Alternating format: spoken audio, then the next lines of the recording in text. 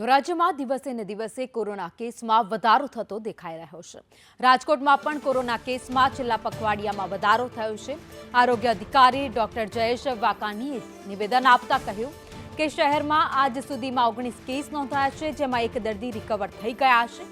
જોકે મોટાભાગના દર્દીઓને હોમ આઇસોલેશન હેઠળ રાખવામાં આવ્યા છે। રાજકોટ મહાનગરપાલિકાની આરોગ્ય શાખા દ્વારા ખાસ કરીને કોવિડની પ્રાઇવેટ ઉપરાંત ગવર્મેન્ટ હોસ્પિટલમાંથી ડિટેલ જે છે એ મેળવીને જર્મીસ પોર્ટલ ઉપર જે છે એ એડ કરવામાં આવે છે। આ ઉપરાંત પ્રાઇવેટ લેબોરેટરીઝ અને ગવર્મેન્ટ લેબોરેટરીઝ પણ આપણને રિપોર્ટિંગ કરતી હોય છે। આ જોવા જઈએ તો છેલ્લા 19 તારીખ પછી અત્યાર સુધીમાં કુલ 24 કેસ છે એ કોવિડના જે છે નોંધાયેલા છે। આજે જે છે ગઈકાલના 24 કલાકની અંદર 8 કેસ જે છે એ નોંધાયેલા છે।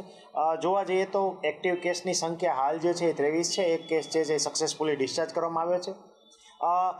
જોવા જઈએ તો તમામ પ્રકારના કેસીસ છે હાલ હોમ આઇસોલેશનની પરિસ્થિતિમાં જોવા મળી છે। કોઈ પણ પ્રકારની ગંભીર સ્થિતિમાં જોવા નથી મળ્યા। દાખલા તરીકે ભૂતકાળમાં જે કેસીસ જોવા મળ્યા હતા તેમાં શ્વાસ લેવામાં તકલીફ હતી, ઓક્સિજનનું ઘટવું વગેરે બાબતો જોવા મળી હતી। હાલ કોઈ કેસમાં આવા ગંભીર પ્રકારના લક્ષણો જોવા નથી મળ્યા અને મોટાભાગના કેસો હાલ જે છે હોમ આઇસોલેશનમાં છે।